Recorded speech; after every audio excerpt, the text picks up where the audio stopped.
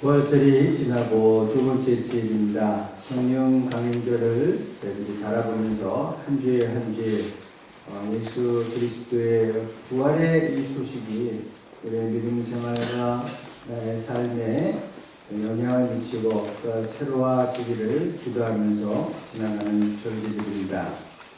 예수님을 믿고 또는 예수를 믿고 교회를 다니도 특별히 큰 은혜를 받고 사람이 좀 달라질 때가 있습니다.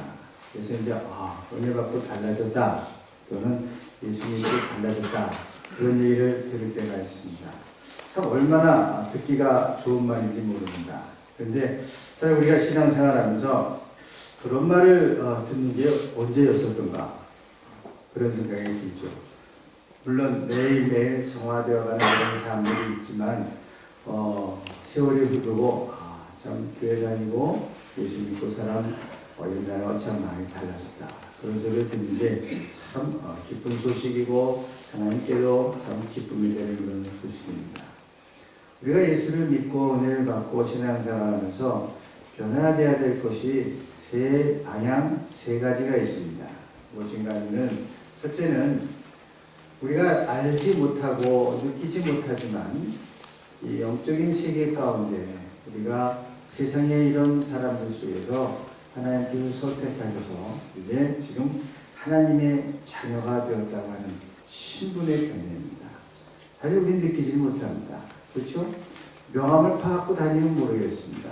회사에 다니는 사람들이 승진을 하면 명함이 바뀌잖아요. 하지만 그 사람이 바깥에 돌아다니면 그 사람이 과장이 됐는지 부장이 됐는지 알 수는 없어요. 명함을 내놓으면 알 수 있겠죠. 그런 것처럼 우리가 세례를 받고 하나님을 믿을 때 그때 중요한 변화가 있는데는 우리의 하나님의 자녀가 되었다는 신분의 변화입니다. 이건 아주 기본적인 대단히 큰 변화입니다. 회개하고 믿음을 고백하고 세례를 받고 하나님의 자녀가 되는 아주 큰 구원의 선물입니다. 두 번째 변화는 이제 그러한 변화를 통해서 우리의 어떤 믿는 사람으로 이제 세례를 받고 또 교인으로 교회 생활을 1년, 10년, 20년 이렇게 하면서 내가 마음과 태도가 바뀌는 것입니다. 전에는 그저 받는 것이 좋고 쌓아놓는 것이 좋았는데 이제는 다른 사람에게 베푸는 것이 감사하고 기쁘고 이건 뭐냐면 성품의 변화입니다. 살아있는 변화예요. 예수를 믿고 옛날에 그런 강팍한 그런 성품이 그냥 있다고 그러면 이거 본인도 괴롭고 하나님도 참 곤란한 일입니다. 그러니까 이런 성품의 변화가 이루어져야 됩니다. 물론 성품의 변화는 사람에 따라 다릅니다. 어떤 사람들은 한순간에 어떤 조폭, 깡패가 갑자기 다 내려놓고 그렇게 변화되는 사람도 있지만 이게 서서히 마치 물이 스며들듯이 변화되는 성품들도 있습니다. 그래서 이런 성품의 변화가 있어야 되고요. 세 번째는 뭐냐면 이제 그런 성품의 변화가 다른 사람에게 미치는 영향, 삶에 보여지는 삶의 변화가 있습니다. 다른 사람이 편하고 좋아하고 유익이 되는 것을 위해서 사랑을 나누어주는 넉넉한 삶의 모습으로 바뀌는 것입니다. 그러니까 우리가 이런 믿음의 생활을 하게 되면은 하나님의 자녀로서의 그런 신분의 변화가 있고 우리의 성품의 변화가 있고 그 다음에는 바깥의 사람과 대인관계에서 서로 나누고 하는 그런 삶의 변화가 있습니다. 이런 세 가지 변화가 있어야지만 그것을 구원받은 삶이라고 할 수가 있습니다. 근데 많은 경우에 구원받은 삶이다 그러면 이제 우리는 하나님의 자녀가 되어서 천국을 약속받았다라고 생각하는데 그건 사실은 3분의 1만 33점이죠. 그거는 하나님의 자녀가 되는 신분의 변화라는 이야기고 그 다음에 우리가 해야 되는 것은 성품의 변화가 있어야 되고 그리고 삶의 변화가 있어야 이게 구원받은 삶이다라고 할 수 있습니다. 이렇게 우리가 만나는 사람들, 이웃, 나와 관계를 맺는 사람들을 사랑하고 또 주님의 제자로서 같이 나누는 그리고 성령님과 함께 사는 그런 삶의 열매를 늘 체험해가는 삶이 구원받은 삶이다 이렇게 할 수 있고, 이것은 바로 예수를 믿는 사람들의 특권입니다. 이렇게 살 수 있다고 하는 게 특권입니다. 세상에서는 다 서로 경쟁하고 밀치고 이기고 그러한 삶 속에 있지만, 그 가운데에서 하나님의 자녀로서 영원한 삶 가운데 사는 우리들이 좀 다른 모습, 하나님께서 기뻐하시는 모습, 때로는 손해보기도 하고 내가 좀 밀리는 것 같아도 앞세워주고, 이러한 삶이 바로 하나님께서 우리에게 원하시는, 그리고 우리에게 주신 특권의 삶이라고 하는 것입니다. 안타까운 것은 이렇게 변화된 삶의 열매를 보여줄 수 있는 그리스도인들을 그렇게 두루두루 만날 수 있는 것은 아니라고 하는 것입니다. 왜냐하면 말씀에 대해서 교회에서 여러분들이 성경을 읽고 설교를 듣고 단지 성찬을 같이 나누면서 이런 말씀을 듣고 보고 배우는 대로 그 말씀을 받아들이고 순종해서 자기를 다듬어서 사는 것이 아니라, 이 교회에 나올 때 주일이 되었으니까 오늘 학교 갈 일도 없고 상점도 문 닫았고 습관적으로 교회 생활에 참여하는 것이 많아서 그렇습니다. 그냥 주일 11시 되면 교회 예배 나가는 게 교회 생활의 전부라고 생각하면 안 됩니다. 그건 정말 기본이고 베이직이고요. 그 다음에 우리들이 의미 없이 그런 구원받은 삶의 모습을 향해서 나아가야 된다고 하는 것이죠. 그래서 이제는 그저 하나님께 이것 주세요, 저것 주세요 했던 그런 사람들이 이제는 좀 더 나눌 수 있고 전할 수 있고, 하나님께서 원하시는 그런 동역자의 모습으로, 제자의 모습으로 나가야 된다고 하는 것입니다. 그래서 교회가 살아있는 교회라고 할 때, 그러면 살아있는 교회, 그러면 죽은 교회는 뭘까? 같이 생각해보면 이걸 구성원으로 볼 수 있습니다. 이 교회를 종종 양의 무리라고 우리가 표현합니다. 요한복음도 우리를 교회를 양의 모임이라고 했습니다. 우선 이 양의 무리는요, 한 목소리를 듣고 따르는 모임입니다. 여러 가지 소리가 없습니다. 양이 아무리 많아도, 제가 스페인에 가보니까 약 한 번 지나가다 언덕이 무너 내리지는 것 같은 사진을 찍었어요. 그래서 딱 보는 순간 언덕이 이렇게 무너져 내리는 것 같더라고요. 그게 다 양이야. 와, 그 양이 떼거지로 언덕을 쫙 내려오니까 거기 뭐 언덕이 무너지는 줄 알았어요. 쫙 보니까 목동이 하나입니다. 언덕이 무너 내릴 정도로 그렇게 많은 양들이 있는데요. 그 셰퍼드 개들은 옆에 컹컹대고 짖지만 앞에 가는 목자는 하나예요. 그처럼 교회는 예수 그리스도의 음성 하나만을 쫓아가는 모임이 되어야 됩니다. 다른 세상의 소리나 다른 것이 끼어들면 안 됩니다. 그 목소리를 우리가 바로 듣기 위해서 성경도 통독을 하고, 또 그 말씀을 바로 우리가 마음에 담기 위해서 또 설교를 듣고 생각하고 기도하고 그렇습니다.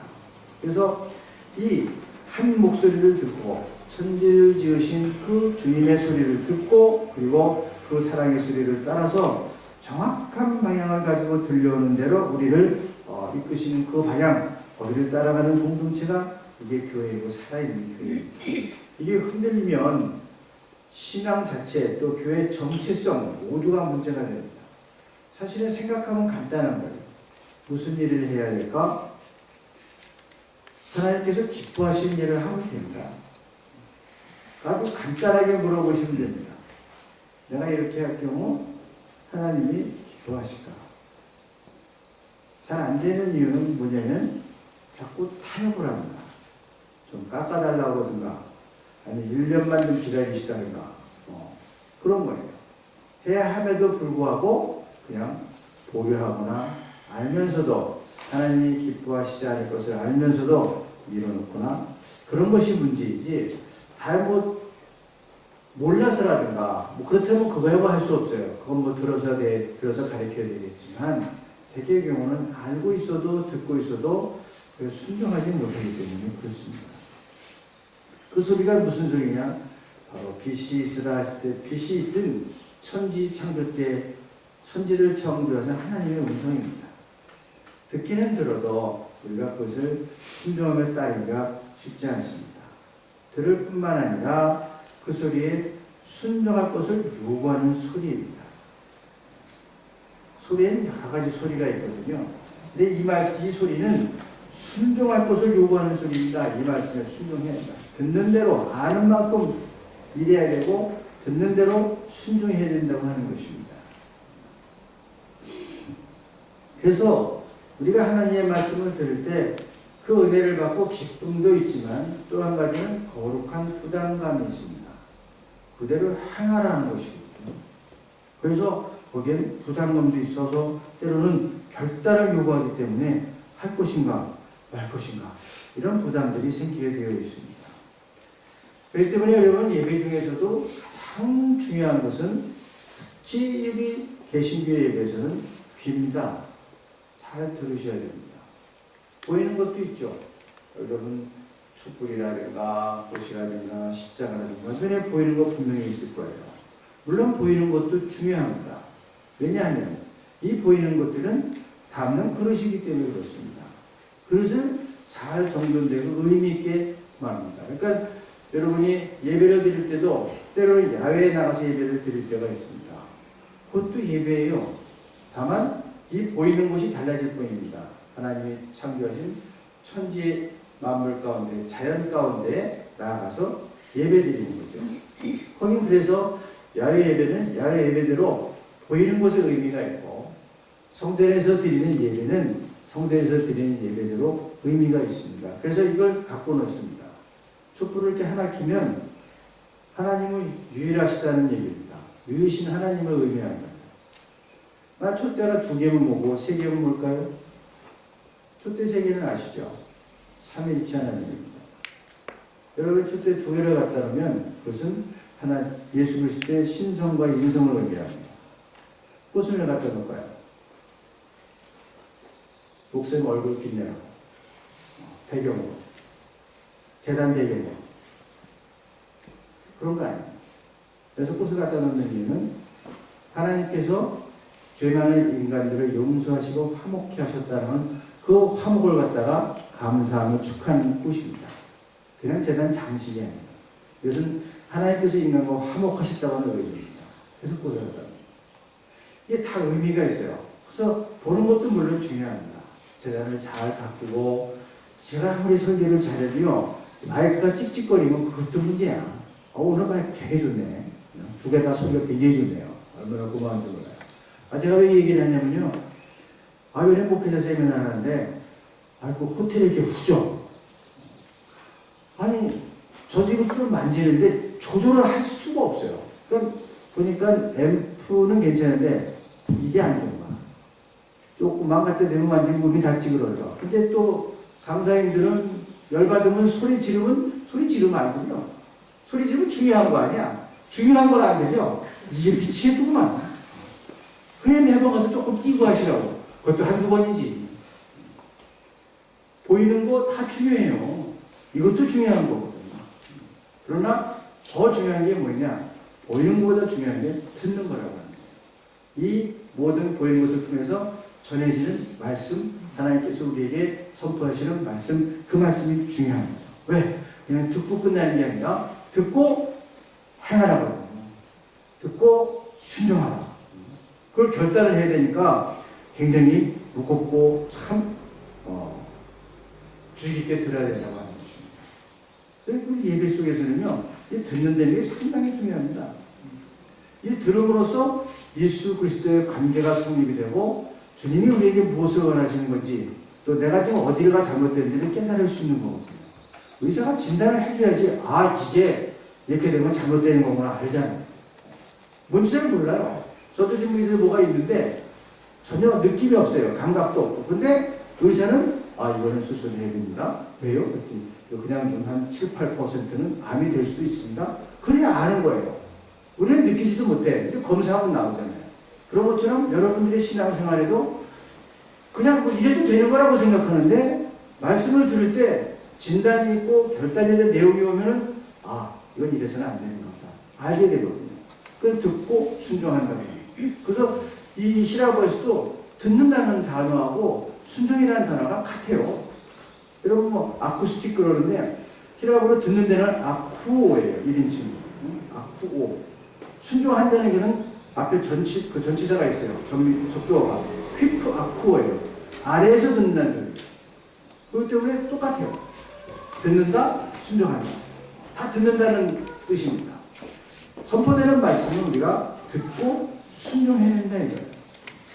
그래야지만 선한 목자이신 그 주님의 음성을 듣고 우리가 순종할 수 있고 따를 수 있고 변할 수 있고 살아있는 공동체가 될 수 있다고 하는 것입니다.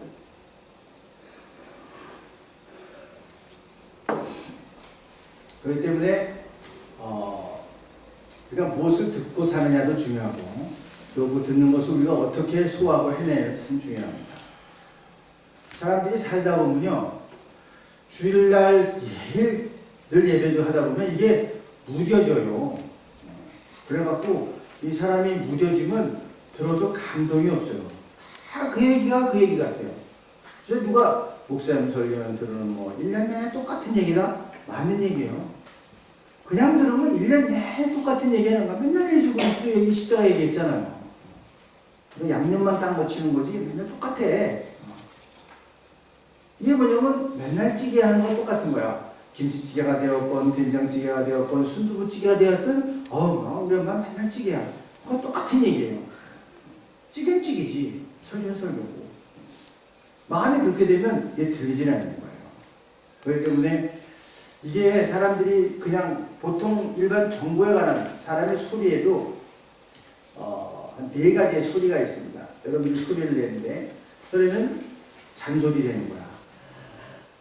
이거는 적으면 적을수록 좋아. 왜냐면 잔소리 듣고 변화되는 인생은 없어요. 그러니까 잔소리 하시는 분들은 이게 지금 전혀 필요 없다는 얘기라는 걸 알고 좀 줄이긴 줄여야 돼. 근데 이게 줄이기가 힘든 게요. 잔소리 누가 많이 할까요? 남자가 많이 할까요? 여자가 많이 할까요? 네, 여자가 많이 합니다. 그거는 여자가 나쁜 사람들이 있기 때문에 그런 것이 아니라 이것을 요즘은 학자들이 밝혀내는 거예요. 뇌의 구조가 다른데 여자들은 하루에 적어도 2만 개의 단어를 풀어내야지만 그 다음부터 뇌가 돌아가고 가슴이 돌아간다는 거야. 이거를 안 풀면 속이 상해서 뭐가 안 돼. 그래서 그냥 잔소리라도 해야 돼. 그래서 한 2만 개를 해야지 내 속이 편하다. 근데 남자는요, 하루에 7천 개만 얘기하면 뇌가 서버려. 더 이상 얘기하기가 싫어요. 그러니까 밖에서 말을 많이 하는 사람은 집에 오면 말 안 해요. 왜냐면 7천 개를 다 해버렸기 때문에 집에 오면 말하면 피곤해. 이게 서로 요즘 이제 뇌를 연구하는 학자들이 연구하는 게 그거예요. 그러니까 여자가 2만 개를 해니까 계속 안 되면 그냥 잔소리도 하고 뭐 찝기도 하고 계속 해야지만 속이 훈훈하고 할 수 없어. 2만 개는 몇 배예요? 남자의 3배를 얘기해야 돼. 내가 한마디 하면 3마디 한다. 정상이야 이게. 이 사람은 내가 한마디 하면 3마디 이게 정상이야. 남자는 한마디 하면 끝이야 그냥. 더 하도 피곤해요. 하라고 그러지도 마. 이 사람들이 잔소리가 있는데 어쩔 수가 없는데 사실은 잔소리 때문에 변화되거나 그런 거 없어요. 두 번째는 어떤 소리가 있냐면 인포마션입니다. 이게 데이터예요. 우리에게 정보를 주는 인포마션들이 있어요.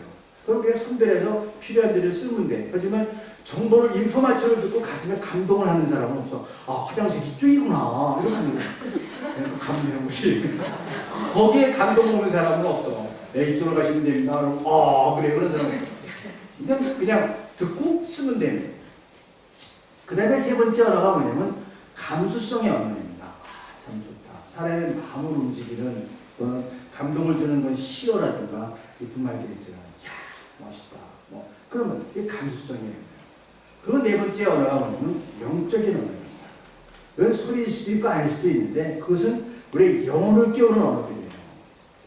하나님의 설교의 말씀은 여기입니다. 영혼을 깨우는 언어들이거든요. 그러니까 이게 잔소리도 아니고요. 여러분이 정보를 드리는 것도 아니고 무슨 감수성, 뭐 감동시키고 그런 얘기가 아니에요. 물론 이 영적인 언어로 인도하기 위해서 많은 감수성의 언어를 저희들이 사용합니다. 감동을 받을 수 있는. 하지만 그게 전부가 아니야. 감수성의 언어는 영적인 언어를 열기 위한 방편이지 거기서 끝나버리면 안 돼요. 여기서 끝나면 다들 예화만 기억해. 설교 끝나고 은혜 받았다고 하면 예화만 기억해. 예화는 대부분 감수성의 언어입니다. 그리고 한 걸음 들어와서 메시지가 있는데 그게 영적인 언어이거든요. 그래서 이걸 들으면서 자기들이 내가 지금 무슨 얘기를 듣구나. 이게 하나님의 말씀이구나. 이게 나한테 무슨 정말 결단을 해야 되고 그런 모습이구나. 그래야 되거든요. 그래서 이 사람이 변화되는 거예요. 이게 구원받은 삶이라는 게 정말 그 살아있는 모습으로 변화되는 거거든요. 여러분 이렇게 앉아 계시지만 뭐 여러 가지 불편하시면 일어나서 계세요. 괜찮습니까? 우리 교회 뭐 어때? 허리 아프고 나서 일어나서 얼굴을 보면 다 제각각이에요. 다 다르게 생겼죠. 우리 얼굴이라는 단어가 뭐냐면요. 얼이 뭐예요? 마음, 영혼이잖아요. 골이 골이야. 꼴. 얼이 꼴에 들어갔다. 그게 얼굴이야. 그래서 40이 넘어서 얼이 꼴에 들어갔는데 이게 좀 불편해 보인다. 그러면 본인 책임이에요. 관리를 안 해서. 이게 무슨 뭐 화장을 안 한 게 이게 아니고 얼굴에서 풍기는 인상이 있잖아요. 그게 얼굴이에요. 그냥 이쁘다, 코가 높다, 입이 크다 그런 얘기가 아니에요. 그 꼴에서 풍기는 인상이 있어요. 이거는 본인들이 늘 갖고 와야 되는 부분입니다. 얼굴이거든요. 이걸 가꾸지 않으면 말씀을 들어도 감동하거나 언어를 들어도 움직임이 없어요. 이런 사람들은 유머가 없어. 유머라는 단어가 라틴어로 원래는 인간, 또 흐르게 한다는 뜻이에요. 자기의 마음을 흘려보내야 되거든요. 힘들고 아픈 것도 있잖아요. 흘려보내야 돼요. 또는 반전을 해악으로 풀어내야 돼요. 한국의 그 미학이 그거거든요. 그런 고통스러운 역사가 있지만 그것을 해악으로 풀어냈다고 하는 거예요. 탈출이라는 게 다 그거는 해악이거든요. 그래서 산놈들의 그런 억울한 이런 것들은 다 풀어내는 거예요. 이렇게 풀어내고 흘려내버려야 되는데 40이 넘어서까지 그것을 흘려내버리지 못하면 그러면은 이 수용이 잘 안 된다는 거예요. 그래서 그 세 가지 특징이 있는데 첫 번째는 뭐냐면요. 자연을 보고 감동하지는 않습니다. 이게 마음이 팍 막히고 그러면 아침에 해가 쫙 뜨면 와 아름답다. 이게 아닌데 오늘도 해가 뜨네. 이거야. 답답한 거예요. 저녁에 노을이 팍 지금 정말 아름답다. 근데 이 흐르지 않는 사람들은 마음이 팍 막혀 뭔가 집착된 마음으로 그걸 보고 그거 다른데 이거야. 이 전혀 달라. 그렇기 때문에 이게 가슴이 막혀있고 흐르지 않고 유머가 없는 사람들은요 자연을 보고 웃거나 감탄하지 않습니다. 두 번째는 뭐냐면요 콧노래를 부를 줄 몰라요. 멋있는 노래가 아니면 따라 부르고 콧노래 부르잖아요. 기분이 콧노래 부르는 일이 없습니다. 이게 뭔가 다른데 콱 막혀있는 거예요. 여자들은 보면 이거 하면서도 콧노래 부르잖아. 근데 이게 보험성감은 좋은데 되게 그건 아닌 것 같더라고요. 여하튼 무슨 노래가 되었든 콧노래가 나와요. 근데 콧노래가 어때요? 세 번째는요 유머를 하지 않아요. 다른 사람께 즐거운 얘기라든가 이렇게 분위기를 그런 얘기를 할 줄은 몰라요. 더 심하면 웃겨도 웃지 않습니다. 이게 문제예요. 그렇게 되면요 사람의 마음이 확 막히니까 무슨 뭐 은혜 받고 감동 받고 변화되고 나누고 이거는 기대할 수가 없는 거예요. 자기 마음을 자꾸 이렇게 좀 흘려보내고 또 받아들이고 은혜도 받고 그래야지만 내가 마음에 이거 이제 연결되는 게 자존감이거든요. 하나님께서 나를 사랑하신다고. 누가 아무래도 나는 집에 가면 공주야. 나는 집에 가면 왕자야. 나는 하나님의 자녀야. 그런 자존감이 있으면 거기에 찌들거나 눌리거나 밀리질 않는데 그게 없으니까 자꾸 뭘 집착하고 내가 뭘 하려고 하다 보니까 되질 않거든요. 그러니까는 이 감각을 잃어버리는 거예요. 그래가지고 말씀을 들어도 이 말씀이 와닿질 않아요. 자기 마음이 확 막혀 있으니까 딴 거 생각하고 있거든요. 그 은혜 받은 말씀을 이 은혜의 말씀이 아니라 설교를 들을 때 인포마치오로 들려. 이게 요한복음 10장이구나. 이 정보로 들리는 거예요. 이게 영혼을 울리는 감동의 언어가 돼야 되는데 이게 교회가 양의 모임이구나. 정보로 들리는 거야. 뭐 시험 봐요 지금 이거? 물론 시험을 하면 되는데 물어는 봐요. 성경 공부 나오면. 하지만 시험 보는 건 아닌데 그게 은혜로 들리질 않는 거예요. 그렇기 때문에 우리의 마음이 늘 이렇게 은혜 가운데 그분과 교제하면서 흘려보내면서 그래서 하나님의 말씀이 흘러가고 내 마음속에서 자꾸 풀어져야지만 이게 환해지고 밝아지고 나눌 수 있는 그런 성품으로 변화되고 성장할 수 있습니다. 이게 막혀버리면 더 이상 신앙도 성장하지 않고 그 삶도 참 퍽퍽해집니다.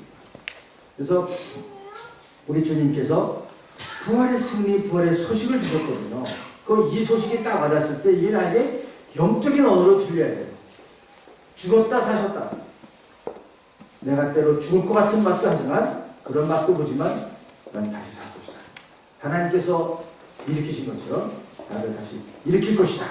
그런 모습과 마음들이 있어야 되거든요. 그래서 그러한 것이 바로 내 마음속에 말씀이 흘러가는 것입니다. 그러니까 주님께서 그랬어요. 내 양들은 내 목소리를 알아듣는다. 나는 내 양들을 알고 내 양은 나를 따른다. 나는 그들이 영생을 준다.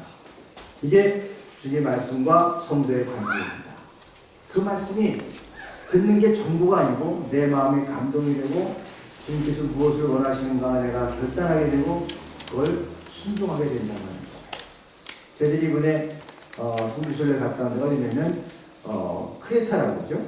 성경에는 사도행전 27장에 그레데 섬이라고 나옵니다. 또 디도서에 보면 디도를 그레데에 남겨놨다고 해요. 여러분 이 디도라고 하는 제자를 바울이 그레데 섬에 남겨놨습니다. 디도서를 보면 그레데 섬은 아주 안 좋게 돼 있어요. 욕심들이 많고 거짓말장이고 맨날 배불릴 걱정만 생각한다는 거예요. 그래갖고 선교하기에는 아주 부적절한 그런 지역이었는데 바울이 디도에 남아있어라. 다른 데 가서 사역을 하고 싶은데 너는 디도에 남아있어라. 내가 너를 디도에 남겨놓은 이유는 예언자들이 말하기를 이 그레데 사람들은 거짓말장이고 악하고 자기 배를 위하는 사람인데 거기에 교회를 지키라 해요. 그리고 교회 감독과 지도자를 세우고 교회를 지켜라. 힘들면 지가 떠나도 누가 말릴 사람은 없어요. 근데 이것을 바울이 디도에게 준 말씀이라고 생각한 것이 아니라 하나님께서 나에게 주신 말씀이라고 디도가 받아들이고 그 말씀을 그대로 순종했고 그 그레데 섬에 교회를 세우고 많아요. 교회 그 크레타 섬에 교회를 세우고 그리고 디도는 결국 거기서 참수형을 당합니다. 그레데에서 이라클리라는 그 수도에 들어가 보면 디도 기념교회가 있어요. 그래서 밤에는 참수형을 당했기 때문에 그 제자들이 그걸 몰래 가져다가 그 유골을 그대로 보존했습니다. 왼쪽 방에 들어가면 기도에 해골이 있어요. 앞에서 못 보게 하고 위에서만 볼 수 있도록 이렇게 해놨습니다. 그래서 그대로 남아라 하는 그 말씀을 또 순종하고 끝까지 순종하고 더는 순교했습니다. 왜 디도라고 몰랐겠어요? 거기가 그런 위험한 섬이고 골치 아픈 섬이라는 거. 어쩌면 다른 데 가서 더 크고 대형 교회를 했을지도 모르는데 그냥 거기에 남으라 했기 때문에 남고 지금 그들의 섬에 또 많은 교회들을 개척하고 순교한 거예요. 그렇습니다, 여러분. 우리가 주님의 음성을 들을 때 구원받은 삶의 모습은 뭐냐면 그저 내가 원하고 생각하는 대로 그냥 가는 게 아니고 그분의 음성을 나에게 주는 영적인 언어로 받아들이고 부담스럽게 여기고 결단하고 이게 구원받은 삶이에요. 그걸 알아들을 수 있는 게 구원받는 삶입니다. 요즘 사실은요, 교회가 무슨 일을 하기가 쉽지는 않습니다. 예전에는 교회 가자고 그러면 뭐 들어봤습니다. 그런데 요즘은 들어봤습니다도 안 해요. 잘합니다. 안 나가요. 뭐요. 정말 한국에서 얘기 들어보면 정말 심각해요. 교회의 위치가 참 어렵겠다 그런 생각을 하는데 여기 있는 많은 분들이 막 공부를 마치려고 그러면 한국에 돌아갈 사람들이 절반 이상일 거예요. 그럼 잘 기억하십시오. 여러분들이 독일에 남지 않고 한국으로 돌아가야 된다고 하면 한국에 있는 교회를 위해서 여러분들이 해야 될 일이 있다고 한번 생각해 보시기 바랍니다. 요즘 미래학자들과 교회학자들이 한국교회 수명을 10년으로 보고 있습니다. 근데 저희들은 충분히 공감할 수 있어요. 독일교회가 지나온 역사를 보면 10년이면 충분히 망할 수 있다는 생각을 해요. 그래서 지금 교회가 정말 정신 차리고 개혁해 나가지 않으면 한국 교회는 10년이면 유럽과 같이 비례될 것이다. 그러나 그 위기가 기회가 될 수도 있다. 위기와 기회는 같은 단어입니다. 뒤집으면 기회고 또 뒤집으면 위기예요. 그래서 이때 지금 다시 한번 교회를 안에서 개혁하고 하면 한국 교회 미래가 있지만 만약 그대로 지금과 같은 모습으로 나가면 수명은 10년이라고 합니다. 마치 암 선고 받은 것 같아요. 여러분들이 돌아가서 충분히 일할 수 있는 그런 시간들입니다. 가시는 곳마다 참 교회를 끌어안고 고민하고 주의 음성을 듣기를 원하고 따르기를 원하고 내가 속한 내가 섬기는 교회를 살리시는 여러분들이 되시기를 바랍니다. 참 오늘날과 같은 비신앙적이고 반신앙적인 반교회적인 생활 속에서 그 세상 가운데서 교회를 위해서 말하고 얘기하고 한다는 것이 정말 쉬운 일이 아닙니다. 그래서 이 교회 안에서 그 말씀을 듣고 순종함으로 그 일들을 꼭 이루시는 분들이 되시길 바랍니다. 한 가지 조건이 있습니다. 교회는 무엇을 하기 위한 공동체가 아닙니다. 여러분 바깥에 나가도 그런 공동체를 보면 우리는 집을 져주기 위해서 하비타트 공동체가 있습니다. 그렇죠? 또 우리는 결핵 환자를 돕기 위한 결핵협회 이런 것들이 있어요. 무엇을 하기 위한 공동체입니다. 그러나 또 다른 모습의 공동체가 있는데 무엇을 경험한 사람들의 공동체가 있습니다. 우리는 지난번 사고 때 살아남은 사람들입니다. 모임들이 있어요. 계속 모입니다. 좀 좋은 얘기는 아니지만 제가 대학부를 할 때 한국에서 지금 서너 손가락 가는 그런 대형 교회에서 대학부를 통째로 쫓아냈어요. 자꾸 뭐라고 그러니까 니들 없어도 교회는 돼. 그래서 그 대학부 애들이 다 나와서 다 한꺼번에. 지금도 만나? 다른 교회 다니는데. 그 안에서 결혼들을 하고 해서 그러는데 그것처럼 똑같은 경험을 공유하고 있는 사람들이 만나는 공동체가 있습니다. 교회는 무슨 일을 하기 위한 공동체가 아닙니다. 교회는 같은 것을 경험한 사람들이 모이는 공동체라는 걸 기억하시기 바랍니다. 이거 굉장히 중요합니다. 하나님의 은혜를 체험한 사람들이고요. 또 거기서 그분의 말씀으로 우리가 은혜 받은 사람들이고요. 그래서 하나님께서 주신 이런 것을 통해서 우리가 똑같은 것을 경험한 사람들의 공동체가 이거예요. 뭔가 하기 위한 공동체가 아닙니다. 이미 구원도 우리가 생각하고 우리가 구원받았다고 알기 전에 이미 하나님이 다 계획하시고 이루신 것이기 때문에 우리가 뭘 계획하고 뭘 하기 위한 공동체가 아니에요. 그것을 알게 된 공동체고 은혜를 받은 사람들이 모인 것이고 그래서 만나는 거예요. 그 중요한 것은 뭐냐면 교회에서 우리가 똑같은 고백이 있다고 하는 거예요. 똑같은 하나님께서 우리를 천지를 주시고 우리를 구원하시다는 고백이 있고 성령께서 우리를 갖다 이끄시고 감동시킨다는 그런 고백이 있는 공동체이지 교회에서 봉사를 해야 된다, 선교를 해야 된다, 구제를 해야 된다 그건 나중 얘기야. 모여서 뭐 할 것이냐? 그러니까 당연히 예배드려야 되죠. 하나님 뭘 원하시냐? 선교도 하고 구제도 하고 봉사도 해야지. 이렇게 순서가 돼야 되지. 교회가 무엇을 해야 된다 그건 아닙니다. 교회의 정체성은 이 구원을 알고 체험한 사람들 같은 것을 공유한 그 사람들의 모임이 공동체 교회입니다. 그런데 하나님께서 그 교회에 원하시는 일이 이런 일이다. 그런 일. 이게 뒤바뀌면 곤란합니다. 그게 먼저야. 그 사랑을 먼저 알아야 되고 그분의 마음을 먼저 알아야 되고 그분이 나를 원하시는구나 이걸 알아야 됩니다. 이게 뒤바뀌면 참 고라파요. 그러니까 가끔 그런 얘기 말해요. 교회에서 자주 쓰는 얘기하면 좋은 얘기야, 좋은. 목사님한테는 하나님의 좋은. 또 권사님한테 우리 요정. 이런 얘기를 하는데 그것도 좀 깊이 생각해 볼 필요가 있어요. 하나님의 종을 주셨을까?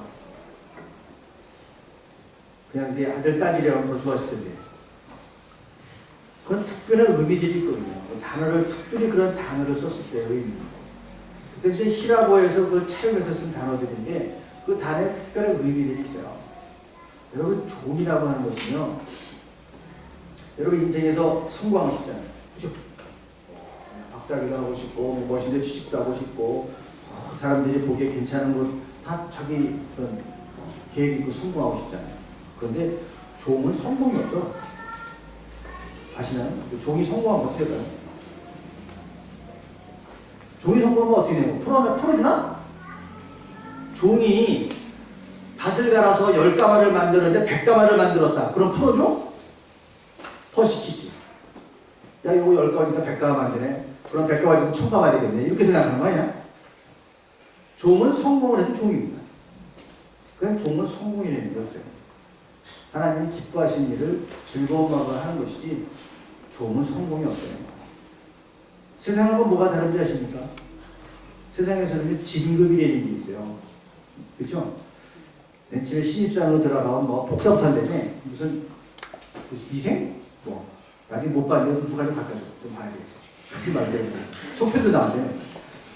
바빠서 내가 다운로드 할 시간이 없어요. 가면 맨날 프린트 복사 같은 거예요.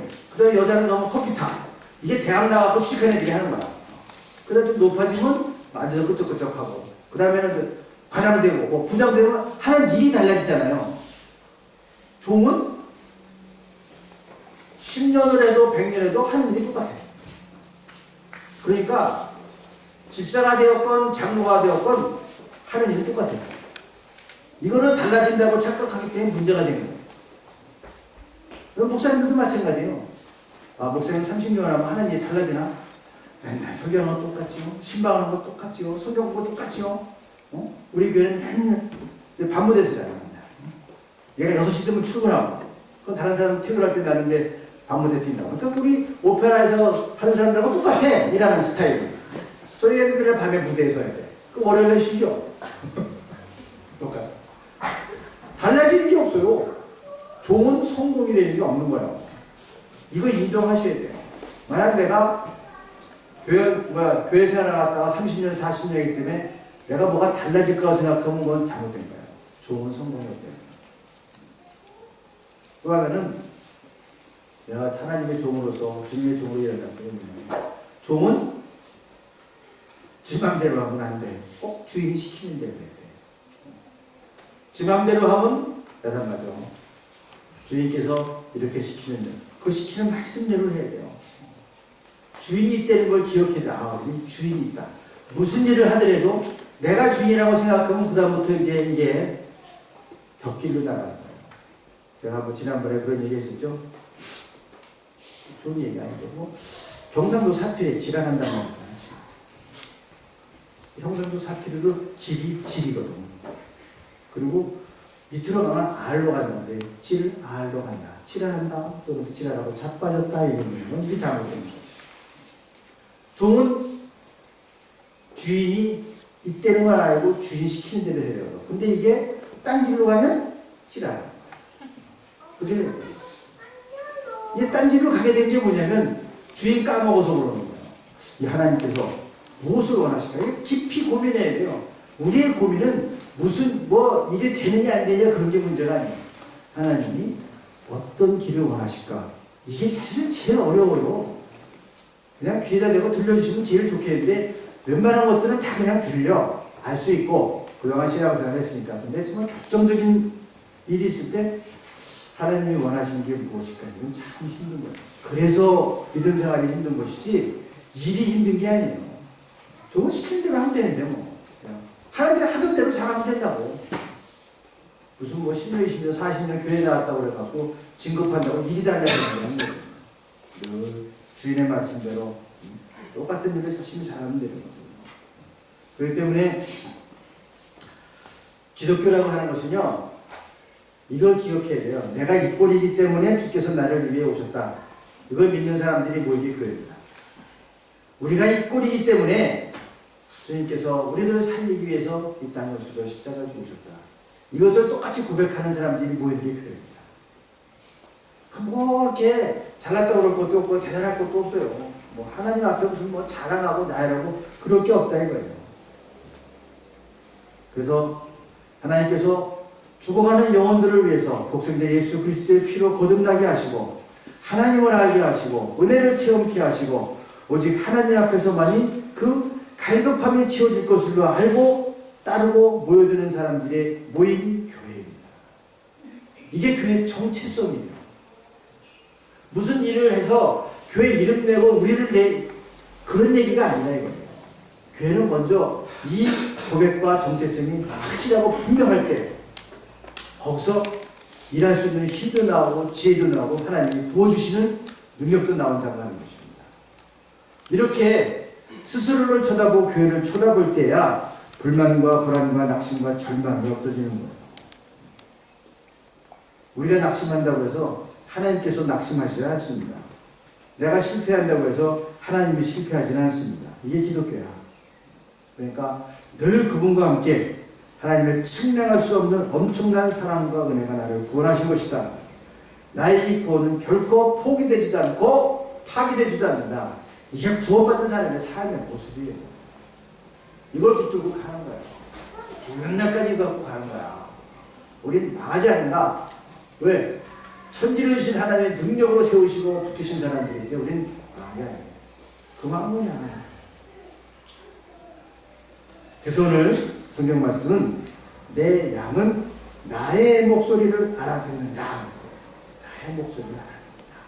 그 음성을 우리가 잔소리도 아니고 무슨 인포마션도 아니고 감수성의 언어도 아니고 나에게 주신 영적인 언어로 받아들이고 우리의 가슴이 움직여질 수 있을 때 그게 구원받은 삶입니다.